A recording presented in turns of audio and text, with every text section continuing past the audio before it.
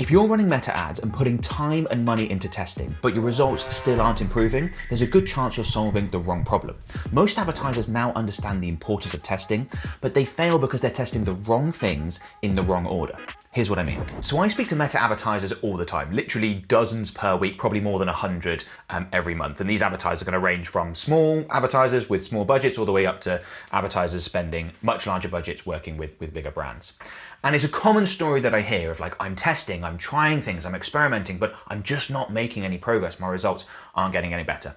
And when I delve a little bit deeper into those advertisers' ad accounts, there's two main issues that I very commonly see. I'm going to explain what those are and then give you the solution to them in case you are suffering with the same issue.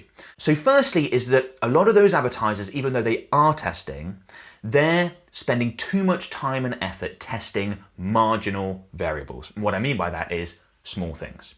Things that if your test succeeds, as in the new element that you tested against your old version, outperformed the old version. That's basically what testing is, right? I've got new ad creative, I put it in an ad set alongside old ad creative, did it beat the old ad creative? If you test small things, small variations on what you were previously doing, or stuff that doesn't move the needle as much, we can think of primary text variations, even headlines, call to action buttons, lots of different elements, a background color in an image ad is just some examples, there are many others.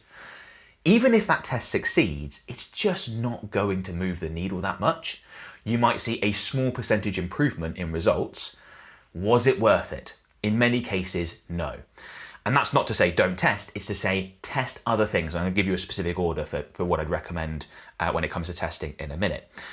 We all only have so much time, so much money, so much mental bandwidth to put into testing experimentation.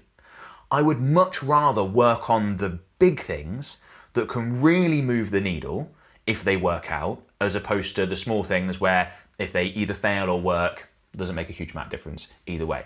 Very often as part of my mentorship program, by the way, link in the video description in case you're interested, I will be speaking to a business owner or maybe a marketing manager within a company running ads, and they will ask me a question of, should I go with option A or option B?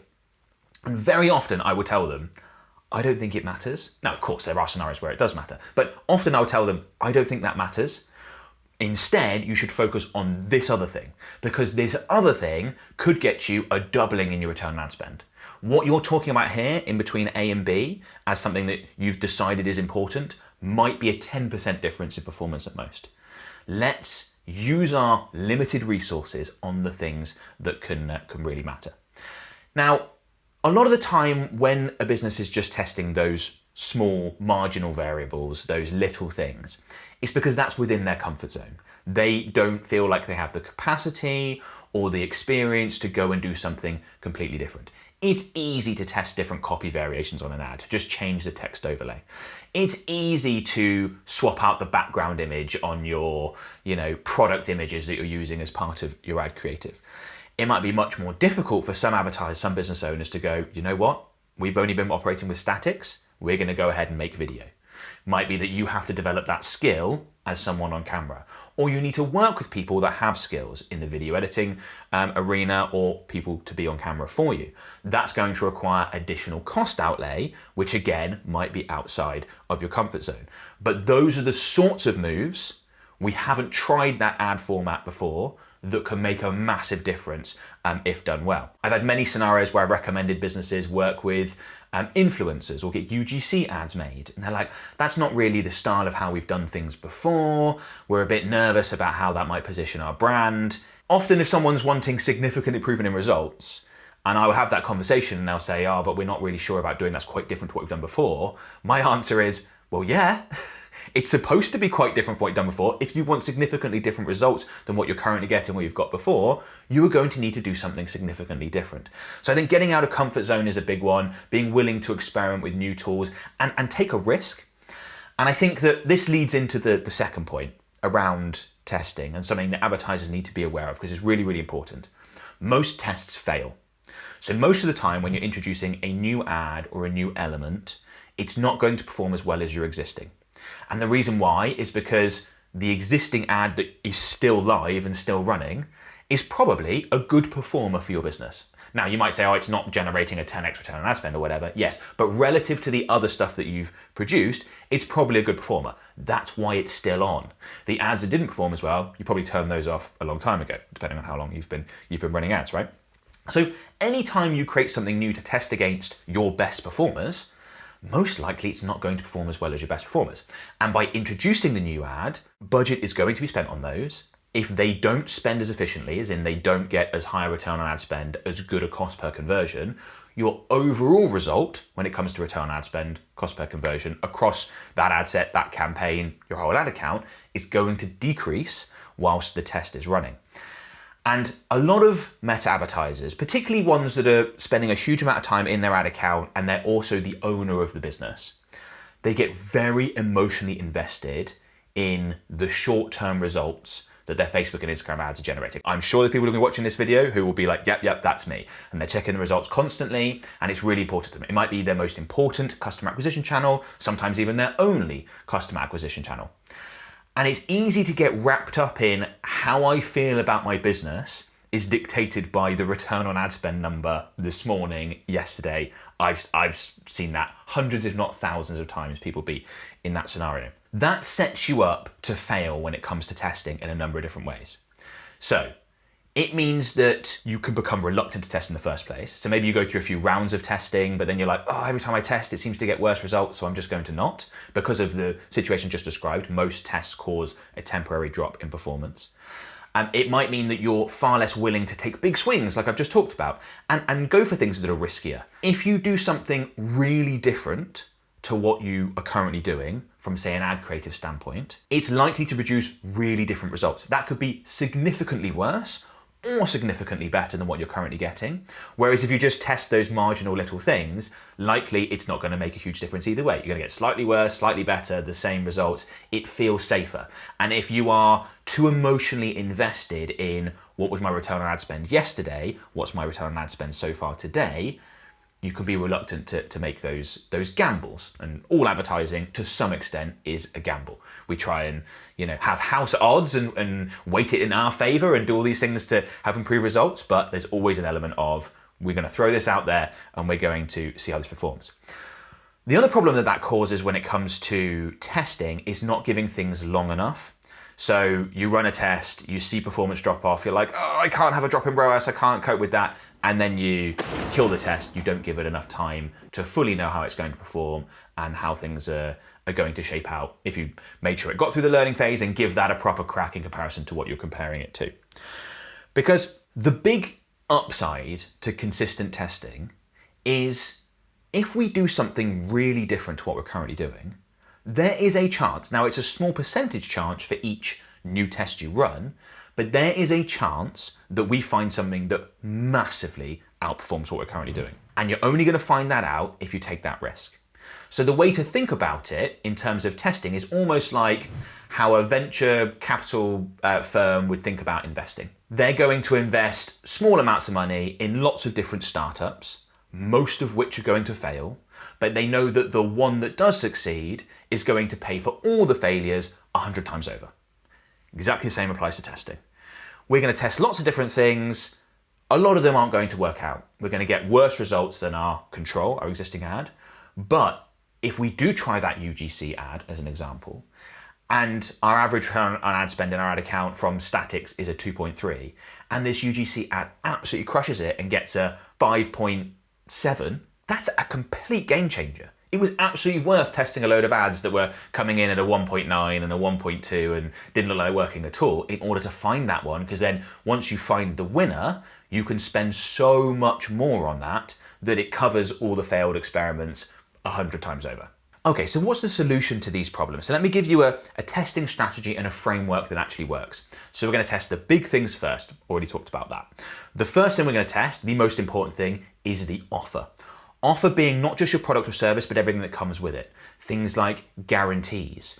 If you can add a guarantee of results to a service, for example, that's a massive way to offer the same service, but massively improve the offer. Guaranteed to achieve a certain result or they get their money back, guaranteed to achieve a certain result or you will keep working with them for free until they achieve it. some sort of other guarantee involved. It's going to very much depend on your business, the products and services that you offer, but a guarantee can be part of it. Urgency, scarcity. Do they need to buy before the end of the month? Otherwise, this particular thing is no longer available. Have you only got 3 slots left to work with you as a personal trainer? You know, I'm just coming up with examples here of ways to think about offers and how you improve them. Could be discounts, buy one, get one free, all sorts of different things, guaranteed installation times, loads of different ways to improve an offer. For more information on that, by the way, my recommendation would be Alex Hormozi's $100 Billion Offers book. Absolutely fantastic. It's like a foundational educational resource. It's just brilliant for marketers, for meta advertisers, to help you improve your offer. Because a lot of people think, well, my offer is just the product or service that I sell. Maybe I put in a discount. You're like, no. There's a lot more to it than that. And that book will walk you through it. But the offer is the single most important part. You can have a poor campaign, ad creative can be average, but if the offer is good enough, it can work. The vice versa is not true. A really good campaign is not going to make up for a bad offer. And when I look at ad campaigns that are just generating no leads, no sales, it's nearly always an offer problem. That's the most common issue, and that's what you need to fix first.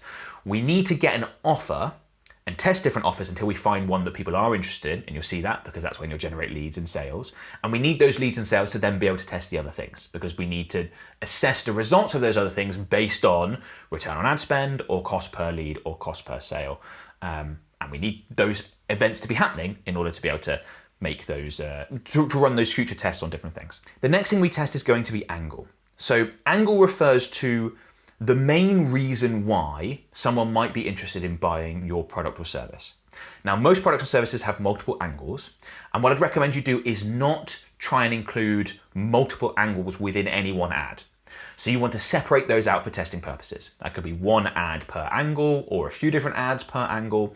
And then you run those and you quickly see, oh, okay, people are most interested in this angle versus another one. So let me give you an example. Let me give you an example of our done for you Facebook advertising services, right, as an agency. Why might, let's say, a business owner, and obviously we work with like marketing managers within corporations, but let's use the example of a business owner.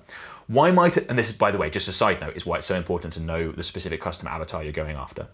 Why might a business owner be interested in buying our Facebook ads done for you services? Okay. It might be that they want to improve their return on ad spend. So they want better results. Pretty obvious angle. It might be that they want to scale, don't feel like they have the expertise or the capacity to do so. So maybe they're not actually interested in improving ROAS, but they just want to maintain ROAS while spending a lot more and building a larger customer base. It might be that they want to save time if they're managing their own ads, it's taking up more and more of their time. They have other things to focus on their business. That's another potential angle. It might be to alleviate anxiety and overcome imposter syndrome. This is common if a business owner has, say, started really small, it's gone well, they've worked it out, they've scaled up to a point where they're now spending a good amount of money every month and they're thinking, I don't have the expertise for this, I'd rather hire a professional agency to handle this for me. Another example could be status. Now, the way that would work with our service is, let's say a business owner had a bunch of other business owner friends that were all sort of into marketing and they knew who I was. Well, that person, if they hire our Facebook ads agency, could then go to their mates and say, oh, I've just hired Ben Heath's Facebook ads agency to run my Facebook ads for me. And that would provide status, assuming the people they're saying that to know who I am, which I appreciate will be not that many business owners, but will apply to some who operate within this community. So those are 5 different angles. So we'd create different ads and work out which one is most important, and each ad would just focus on the one, and where do we get the better response rates? Now, having done those tests, different people obviously respond to different ones, but the single most important is improving results. It's return on ad spend. So I know that out of those 5 different angles I just listed for our done for you Facebook ad services, return on ad spend is the most important. So a lot of our marketing is return on ad spend led. So we have screenshots and testimonials quoting improvement in return on ad spend numbers throughout our marketing. We demonstrate on my Instagram stories. You can follow me on Instagram to see them. We do what we call result of the days multiple times per week, right? So we'll take a screenshot from a client ad account and show what performance is like, often with before and afters and things like that. So because we've done the testing, we know that's important for our service, therefore that's the angle that we lead with. There's going to be different ones depending on different businesses. Some of those ones I mentioned are going to apply across the board. Other ones could be value, could be saving.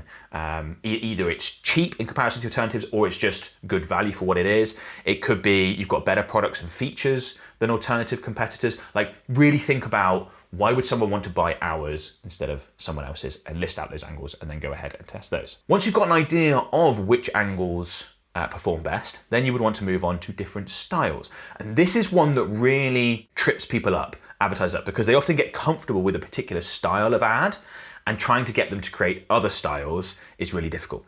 I'm not necessarily talking about format here. I know I kind of alluded to that earlier on in the video, but really with Andromeda, we kind of want multiple ad formats running simultaneously all the time. So within an ad set, you're going to have statics and carousels and videos, for example, because different ones are going to speak to different people. Meta's also being really smart nowadays in terms of they might use your video ads kind of in a top of funnel capacity to generate awareness. You can get more explaining done in a video, but then retarget once someone's watched that video with the statics, because it's just really quick and easy and they can see it and they go, yeah, no, I'm actually interested in that. I'm going to go ahead and check it out, buy it, become a lead, etc. Meta will do all that within one ad set. Don't need to have different campaign stages all within one ad set. I've got other videos talking about that. So I'm not necessarily talking about ad format here. I'm talking really about styles of creative. This is going to apply more to video ads.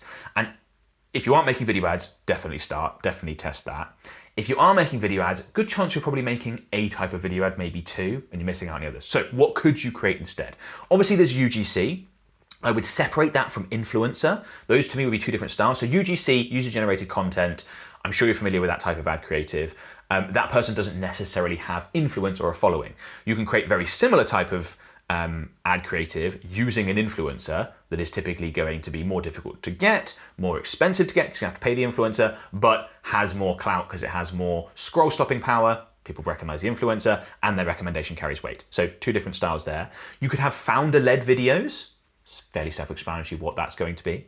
You could have demonstration videos on the product or service side. So literally showing people this is how our products work or how we make our products. This is how our service works or the end result. If you think about businesses that are portfolio based, often do really well with demonstration based videos. You can think of like an interior designer, for example. You've got client testimonial videos. So people talking about how fantastic a certain thing is. You can have client testimonial videos that feature multiple client testimonials. You can mix and match these. So you could have like a founder-led video that ends in a client testimonial or a few. You could weave a client testimonial into demonstration. But just, I wanted to give that list there of the obvious categories that we think of when we're going through, okay, have we tested these different styles? You can also do things like animated type videos. Again, a totally different style. Won't work for a lot of businesses, will work really well for some. So really have a think about that and try and get out your comfort zone and test different options. Again, you might be surprised by which style works best. And then assuming you are using video ads, which I hope you will be, next thing we would look to test would be hooks. So hook being the opening line and scene of a video ad, first few seconds. Changing that is one of the highest leverage activities, or should I say, testing that is one of the highest leverage activities you could do as a Meta advertiser. Because the hook is what convinces people to either actually watch it or not. And if they don't watch it, they don't hear about what it is that you're advertising, they aren't going to take the action you want them to take. If they do decide to watch it because of the hook, it can make a huge difference. And you can see certain ads that have a hook rate of, let's say, 8%. So 8% of people made it past the first 3 seconds. You change out that hook and all of a sudden the hook rate is 33%. And just think about how many more people, the same amount of people your ad being put in front of, but what's that going to be? Just over 4 times more people are actually hearing about your thing. So huge leverage in the hook rate, and that'll be something we look to test. There's too much fear, quick side note, about Andromeda and not being able to test different hooks, because Andromeda will see the ads as the same thing. I'll show you how to get around that in a second, but don't worry about that. Those are the most important things to test. After that, if we want to, and often we won't get to that because I'd rather keep testing those big things, then, but if we really feel like we've got those nailed, then we will start to testing smaller variables like primary text headlines, small tweaks to static images like background colors, CTA buttons, and things along those lines. So I mentioned a second ago about testing different hooks and Andromeda and the fears that you won't be able to do that because Andromeda, post Andromeda, Meta will see ads with different hooks as the same ad and only enter one into the auction, which can happen. Here's how you get around that. So I'm in an example Meta ad account. I'm just going to create a quick example sales campaign, and I'm just going to jump to the ad level. And when you own the ad level, if you scroll down beneath this ad creative section, you've got this setup, test, and creative testing option. So if we go ahead and click on that, you can test 2 to 5 different ads. Let's go ahead and put in 5.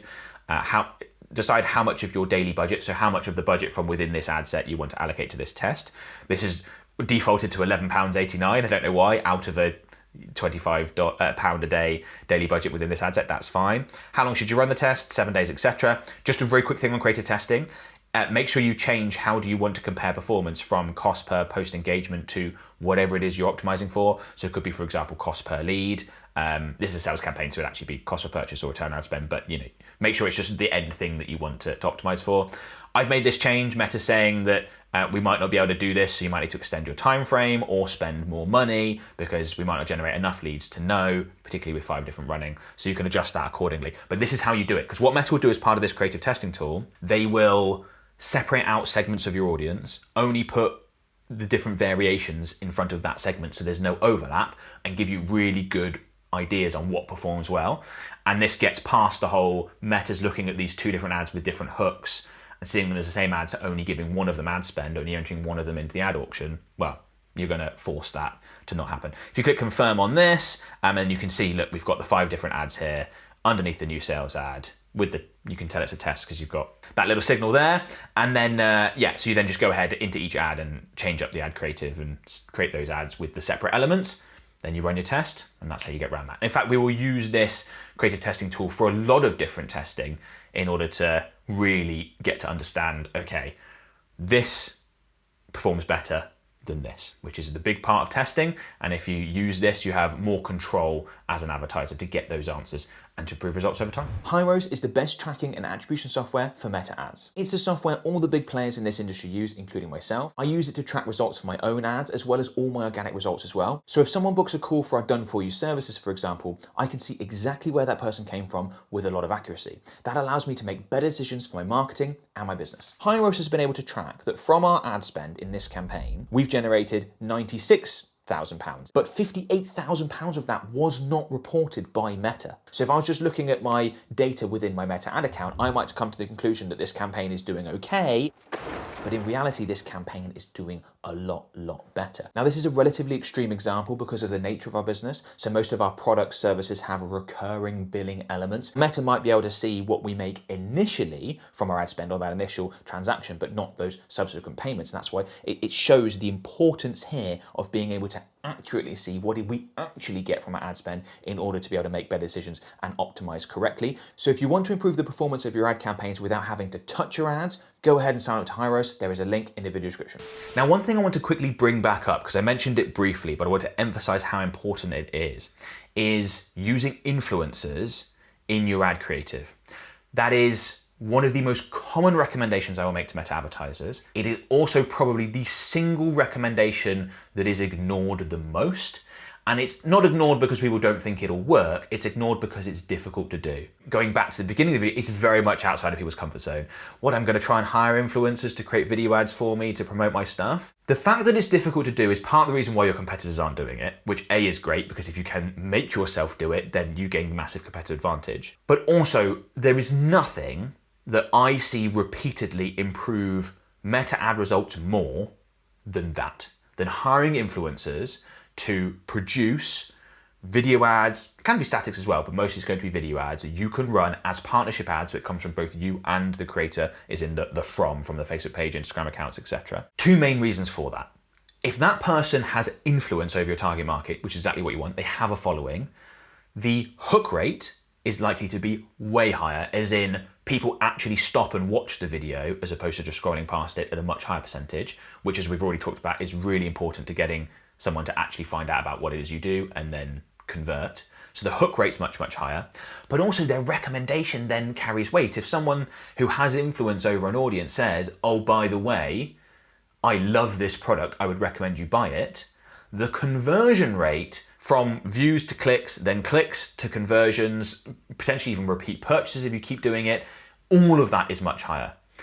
And when you're hiring an influencer, you also circumnavigate some of the other potential issues you might have with creating video ads, because, right, the influencer is going to be good on camera. That's why they're an influencer. So that box is ticked.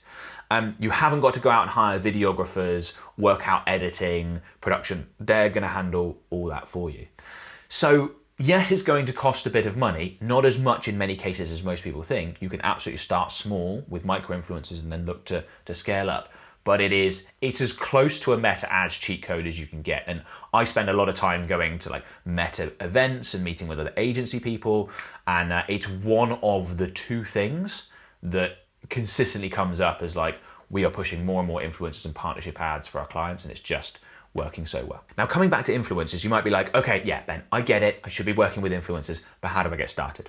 Well, I'd recommend you go ahead and check out this video, because in that video, I walk you through the creator marketplace and how to use it. It's a free tool that Meta provides, so no cost required. And in my experience, one of the best ways to find creators, influencers who can promote your stuff. There's like 1.5 million plus creators growing all the time. You can search by category, etc., etc. Go ahead and give this a watch. That's the best way to get started.